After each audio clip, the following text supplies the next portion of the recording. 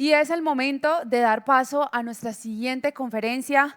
Él también es colombiano, orgullosamente talento nacional. Él es el doctor Ricardo Muñoz. Es médico veterinario de la Universidad de La Salle, máster en producción animal de la Universidad Nacional de México. Hizo su residencia en medicina aviar en la Universidad de Georgia.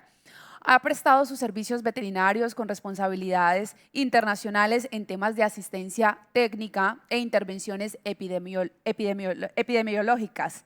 Perdón.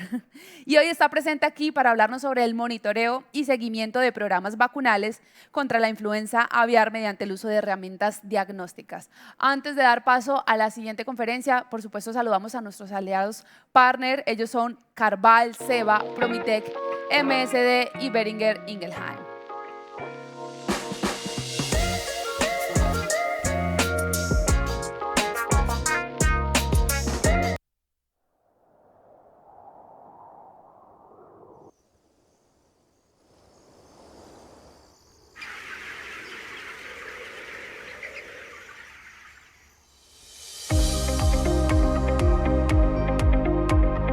En Carval estamos cerca. Cerca del campo, donde la vida crece todos los días. Cerca de la gente que trabaja y que se esfuerza por la productividad de su negocio y el bienestar de su familia. Cerca de la ciencia y la investigación, que nos permite ser líderes y brindar innovación a nuestros clientes. Estamos cerca porque con nuestras 5 unidades de negocio generamos bienestar, contribuimos a la seguridad alimentaria, a la sostenibilidad ambiental y a mejorar la calidad de vida de las mascotas. Desde hace mucho tiempo comprendimos que lo más valioso de tener operaciones en 14 países es que en esos lugares donde llegamos generamos vida.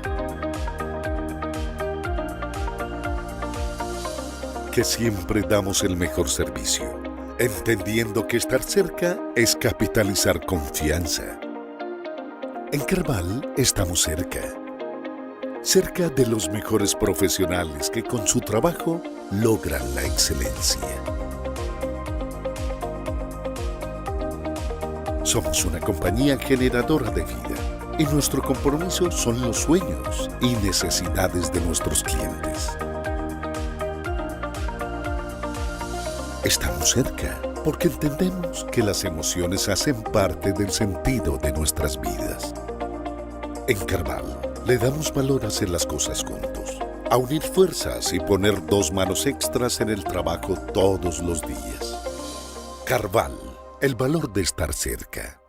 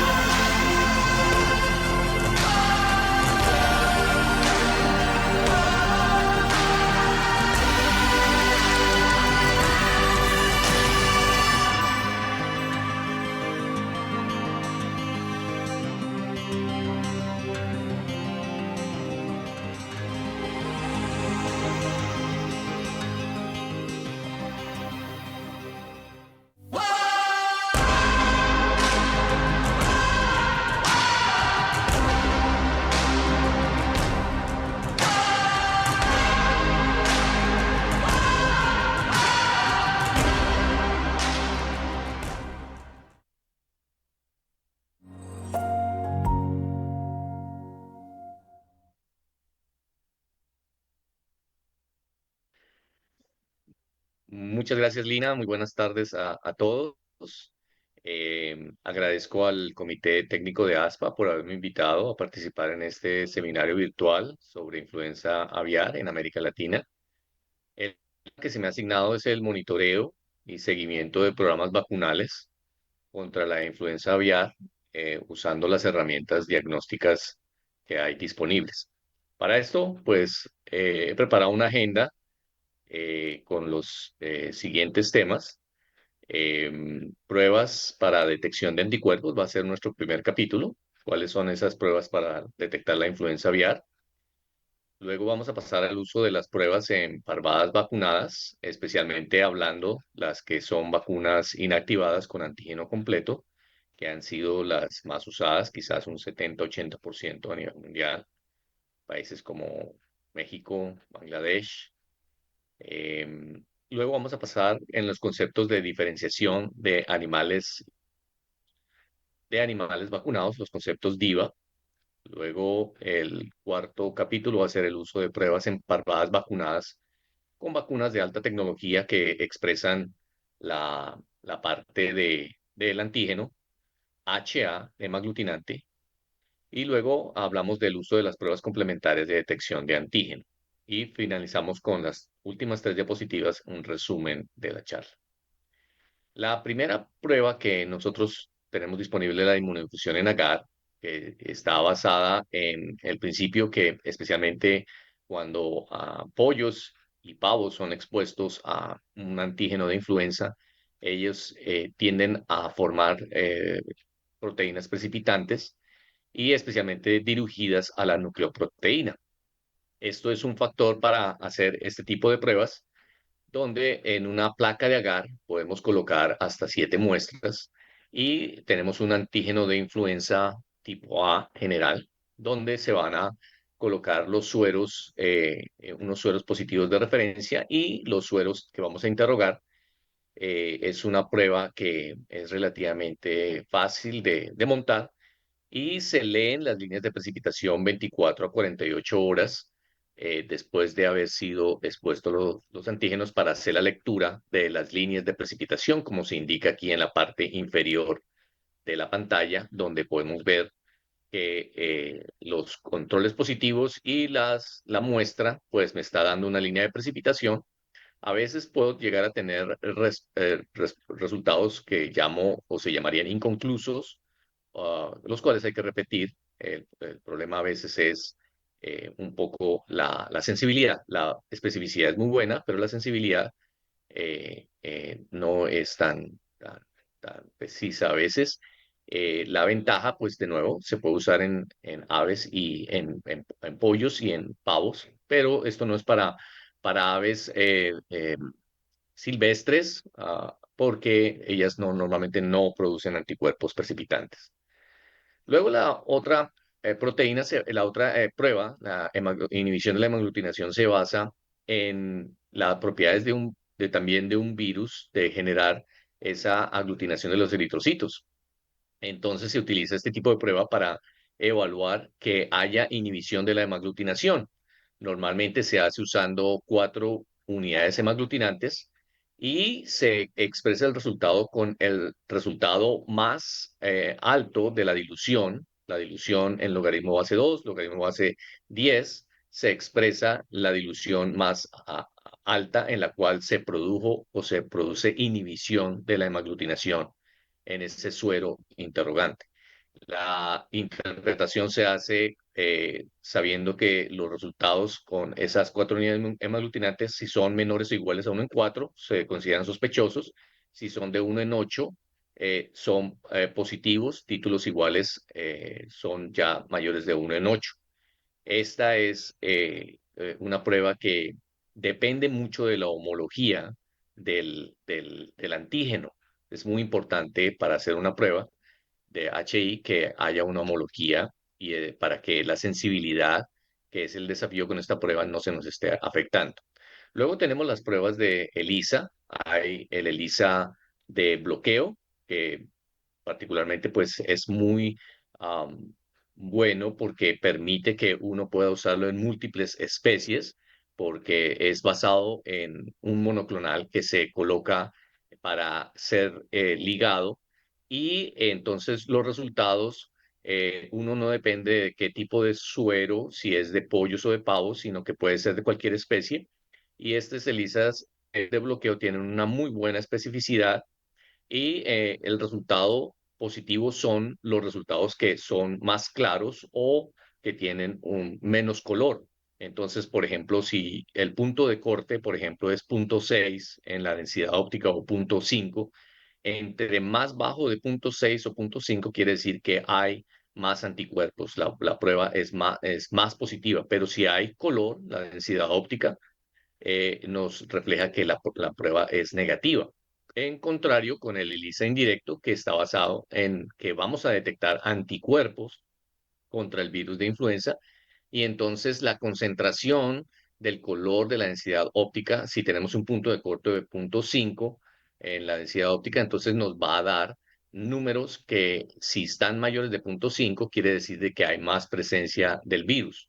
En los ELISAs indirectos, el resultado final del denominador es el suero del control positivo con el suero el suero la densidad óptica del suero que tenemos de problema y la densidad óptica del control positivo.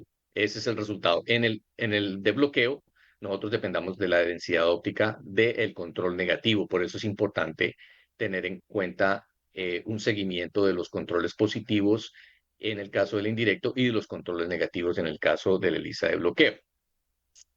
¿Cuáles son las estrategias para el control que nosotros debemos de tener en cuenta? Antes de hablar de vacunación, ya sabemos que nos han hablado de vacunación.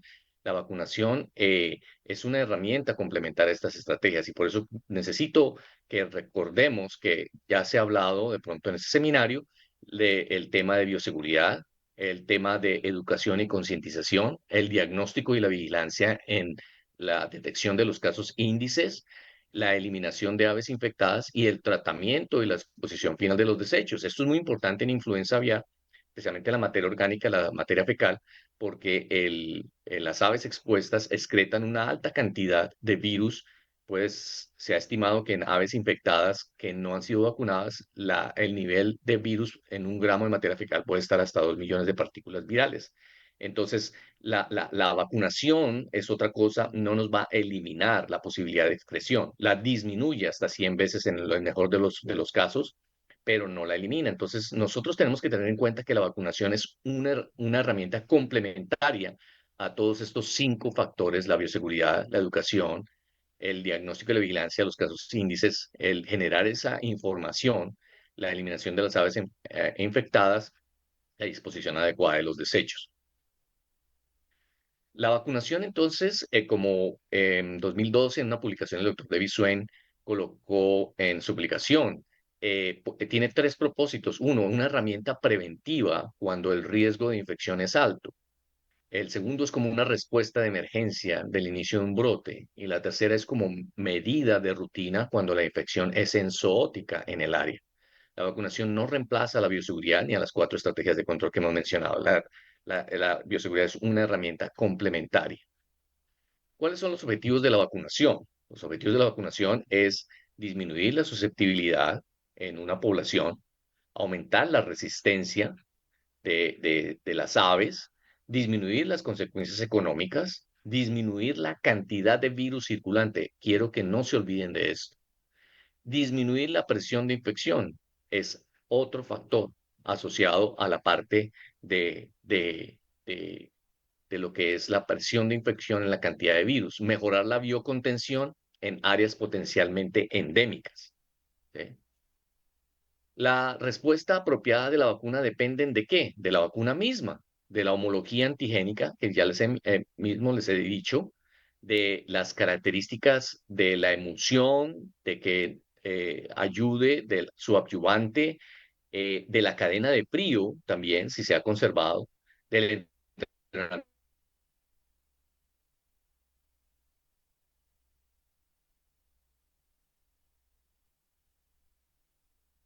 del protocolo, el tiempo apropiado de la vacunación, de que no se estén vacunando animales que ya están sufriendo la infección o están ya siendo afectados, y uno que en general es común para cualquier programa de vacunación, que es el compromiso del sistema inmune, que no sea, que la parvada no esté inmunocomprometida, y esto va a garantizar una respuesta apropiada de la vacuna. ¿Por qué debo usar herramientas diagnósticas para generar esta información?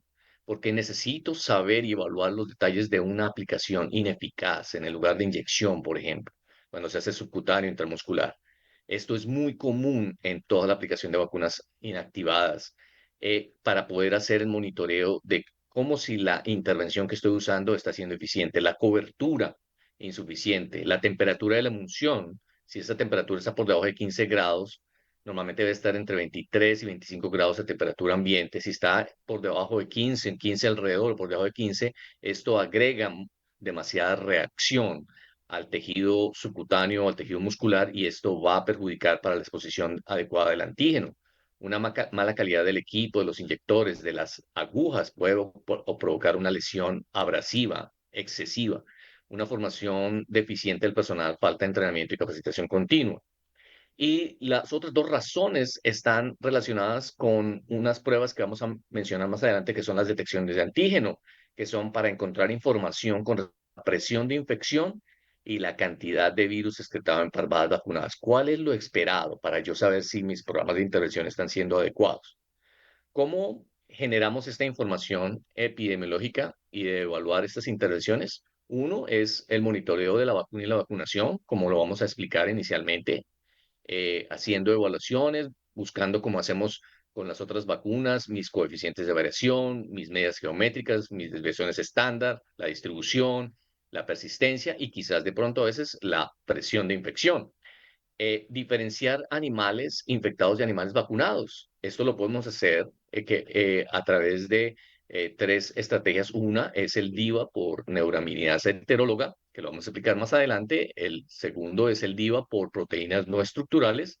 Y el otro, el DIVA posible por vacunas de alta tecnología que solo expresan el antígeno hemaglutinante y no generan que la parvada produzca proteínas contra la nucleoproteína o contra la proteína matrix, y eso podría potencialmente ser una muy buena información de tipo DIVA. Y luego el monitoreo de la presencia y cantidad de antígenos relativa en una población vacunada. Esto nos asegura también cómo estamos trabajando en el método de intervención y el programa de vacunación, en la presión de infección y en la cantidad de excreción de virus que particularmente nos está permitiendo para lo que implica la bioseguridad interna de una operación. Entonces, ¿cuál es el primer grupo de vacunas que vamos a ver? Las vacunas que podemos evaluar son las vacunas inactivadas. No hay un DIVA universal que de pronto podamos usar con una vacuna inactivada de antígeno total, pero podemos hacer un DIVA con neuraminidasa heteróloga, que eso lo vamos a ver en uno de los ejemplos más adelante. Pero, ¿cómo es la base? Primero, podemos usar pruebas de sensibilidad como el HI y el ELISA. Y nuevamente, esto es un ejemplo en México, un estudio publicado en el ANECA, en las memorias de ANECA en 2005, donde se muestra en una población de pollo de engorda vacunados contra H5N2 y desafiados también, que normalmente tienen un desafío, y ven como la homología en azul, ustedes ven la cero conversión en los títulos de HI, y en el rosado ven la seroconversión en un ELISA. Entonces, muy similar, la sensibilidad muy similar, y puede ser una herramienta para ver cómo estamos en nuestros resultados vacunales, si estamos esperando esos títulos. Lo mismo con la segunda parte del estudio fue en reproductoras, y en reproductoras viendo también en diferentes edades, 22, 45, 50, 58, 62 semanas, ver cómo era la respuesta también con respecto al ELISA y a los HI.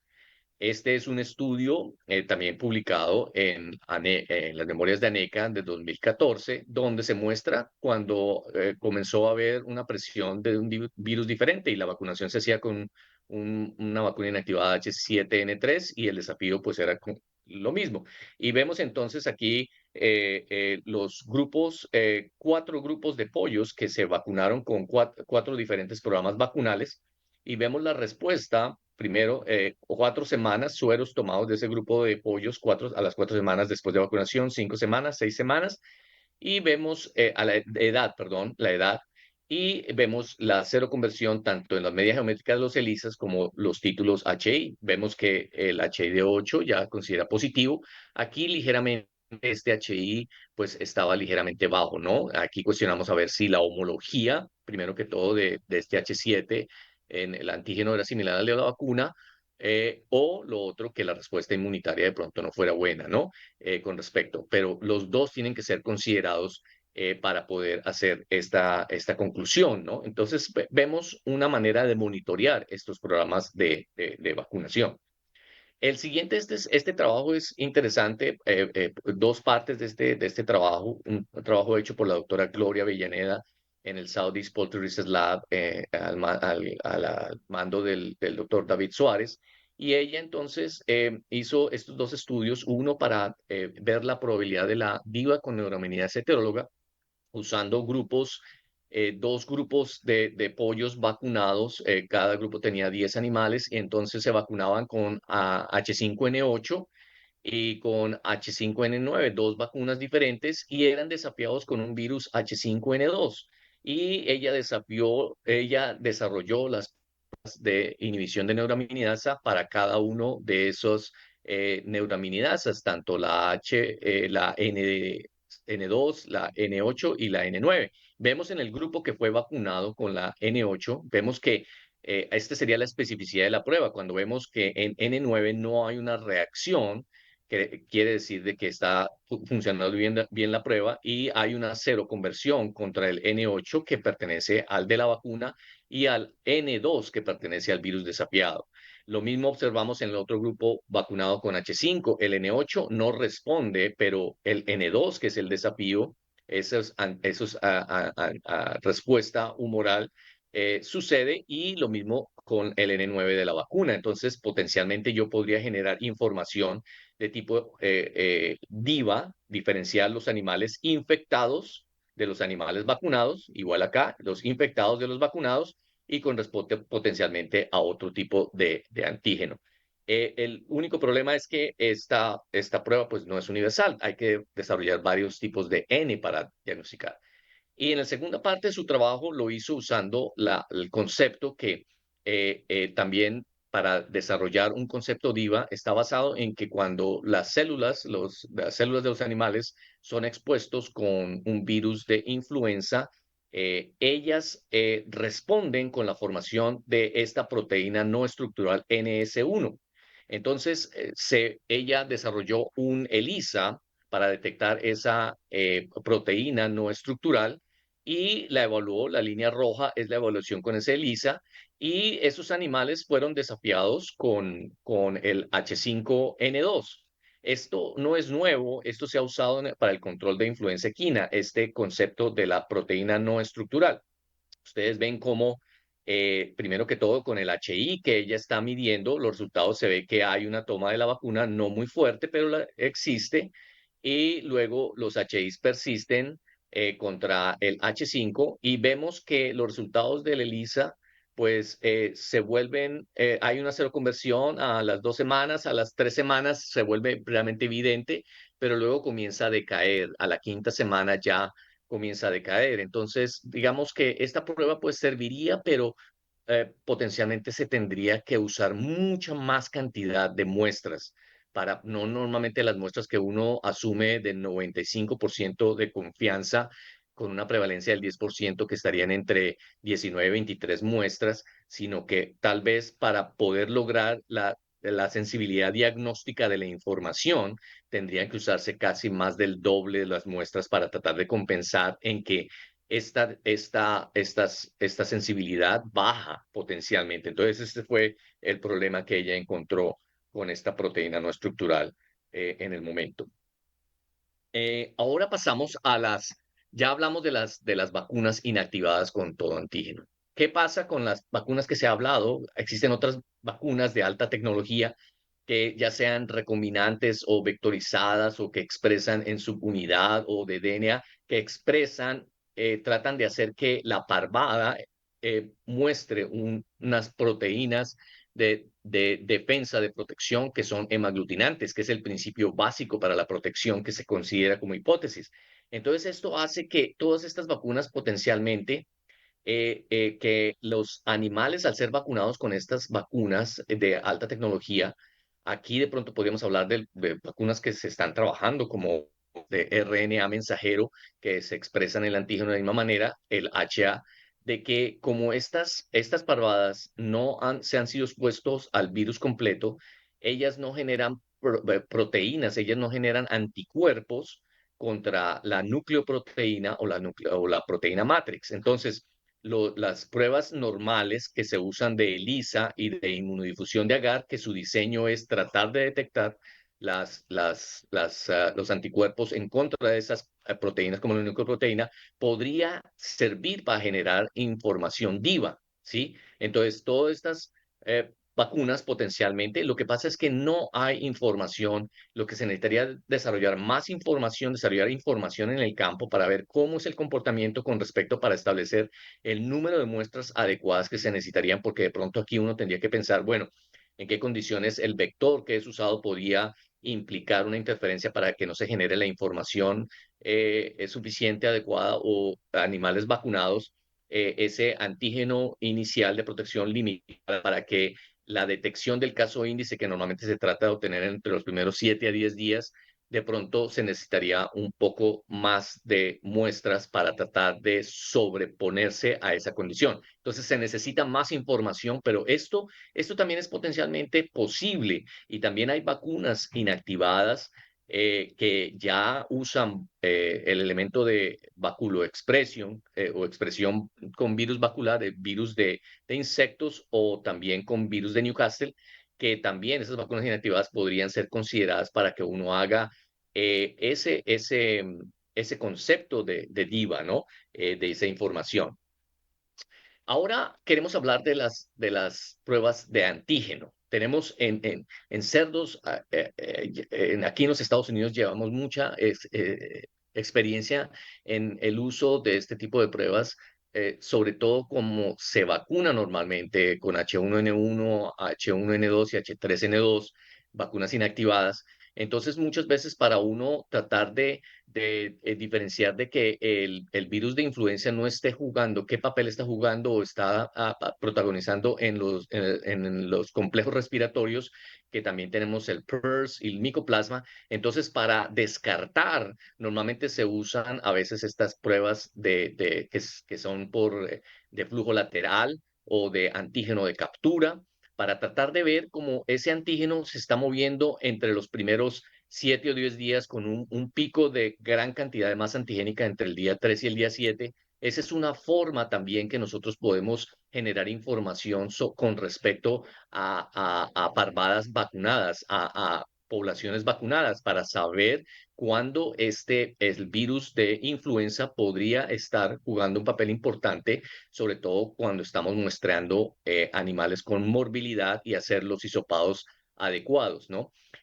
¿Cuál es el tipo de hisopado que se recomienda? El hisopado orofaringio es más recomendado, especialmente con estas pruebas de flujo lateral o de antígeno de captura, porque su sensibilidad a veces, especialmente con las de flujo lateral, su sensibilidad va entre un 73 a un 85%. Se mueven más o menos entre 78 y 83%. Entonces, el problema de estas pruebas es la sensibilidad. Entonces, tenemos que evitar que, como estamos usando hisopos, estos hisopos no tengan madera, que sean de plástico, que sean de material no de algodón, sino sintético, dacrón, algo que no nos afecte también más. Y también los hisopos cloacales, pues la parte de la materia fecal potencialmente nos puede afectar. Entonces es mejor hisopos orofaringios para uno en parvadas vacunadas llegar a información que sea apropiada para tratar de ayudarnos en la información.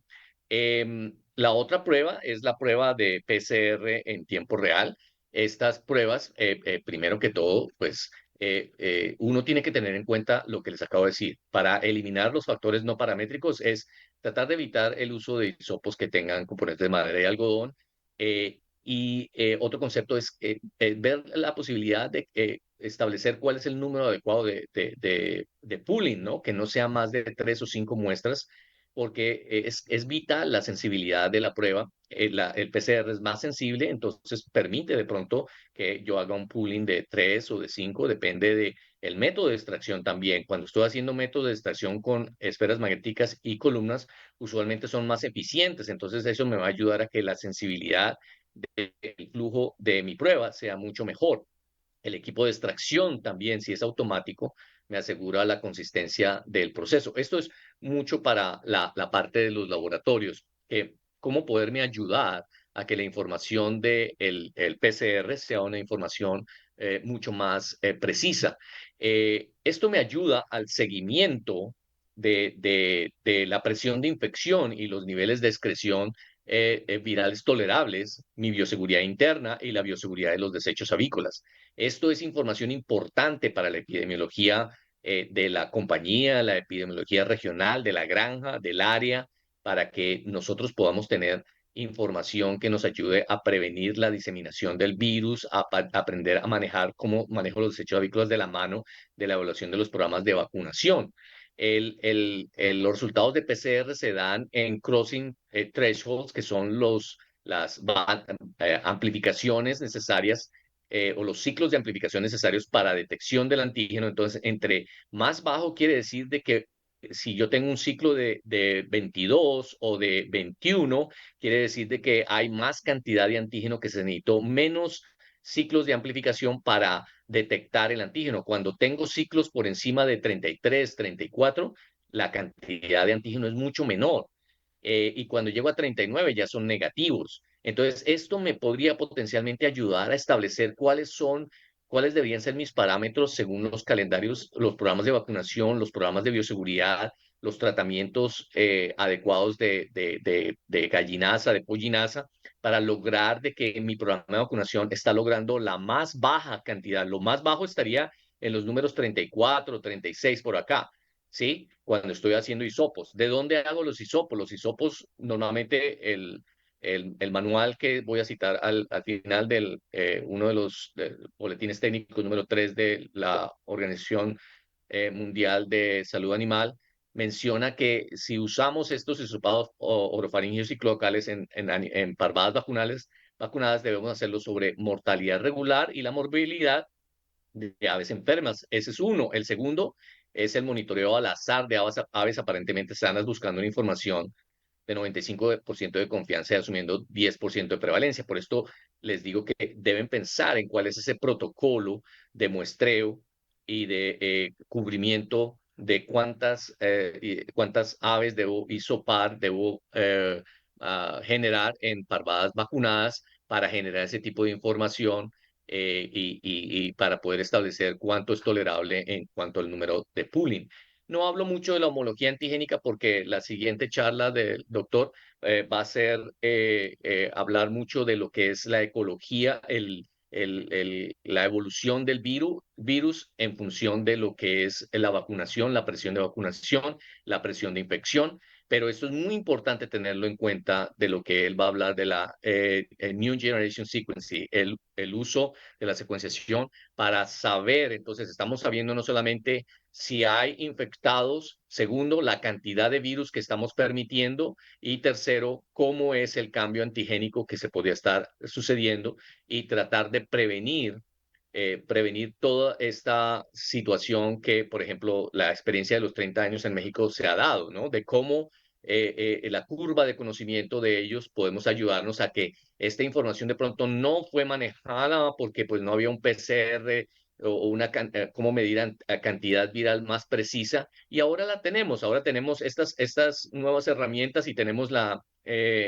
secuenciación de nueva generación que nos pueden ayudar a establecer información para saber si los programas de intervención, los programas de bioseguridad, los programas de compartimientos y de biocontención nos están funcionando con la información que estamos generando de manera más precisa.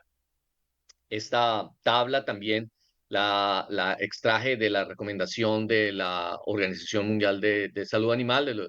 El doctor Brown habla en general de esta tabla. Yo le incluí aquí DIVA. Esta es la modificación que yo estoy colocando. Esto no pertenece a la tabla, pero le estoy colocando la información DIVA en mi criterio, que particularmente podría servir para demostrar la ausencia de infección en población, contribuir a las políticas de erradicación y determinar de pronto la prevalencia de la infección en vigilancia. Esta es un poco cuestionable porque, de nuevo, se necesita generar más y más información, sobre todo en este tipo de generar información con neuraminidasa heteróloga y con los ELISAs o las pruebas de detección de nucleoproteína en parvadas vacunadas con vacunas de alta tecnología o de que solo expresan el antígeno aglutinante, porque esto podría ser cuestionado, pero si yo genero esa información para generar la sensibilidad diagnóstica suficiente y la especificidad esperada, podría ser una muy buena herramienta. Pero me parece muy práctico este cuadro en función de que estamos hablando de los métodos de detección, los métodos de diagnóstico, tanto de antígeno como de proteínas de detección y el propósito en función a la detección de la gente en estos 6 panoramas. Y creo que es muy bueno esta sugerencia. La clasificación es que las 3 cruces es cuando es recomendado para este propósito, las 2 cruces recomendado, pero, no pero tiene limitaciones, por eso lo del DIVA lo considero ahí, y una cruz es adecuado en muy pocas situaciones y cuando es negativo es que realmente no aplica para generar ese tipo de información. Entonces, en resumen, las estrategias de vacunación contra la influencia aviar deben ser vistas como parte de los programas preventivos de bioseguridad de una empresa, región o país. La vacunación contra la influenza aviar no reemplaza las evaluaciones continuas de los programas de bioseguridad, lo que usted puede implementar en una compañía, por ejemplo, cuando su compañía maneja eh, postura comercial y pollo de engorda al mismo tiempo, ahí viene una parte de educación, capacitación y de rediseño de sus programas de procedimientos de concientización y las evaluaciones de los riesgos más adecuadas de esa empresa o de esa región o país. También invito a las compañías que tienen aves y cerdos, que la parte de cerdos, el cerdo, es el vessel, se llama el vaso del mezclado, porque ahí es donde han ocurrido las mayores resurgimientos de variantes que pueden ser mucho más complicadas y deberían de pensar estas compañías que tienen procedimientos adecuados para manejar su biocontención entre los 2 tipos de operaciones y que sus productos no están sirviendo de riesgo para una ni para la otra. Es necesario monitorear los virus de la influenza aviar en parvadas vacunadas y sus características con respecto a la eficacia de la vacuna, la vacunación y la evolución del virus, como nos va a hablar el doctor Inker enseguida. Existen múltiples vacunas nuevas con diferentes enfoques que requieren más información epidemiológica con respecto a la interacción huésped-agente-inmunidad para evaluar los programas de vacunación. Y por esto quiero hacer énfasis en la información DIVA. Es algo que se necesita.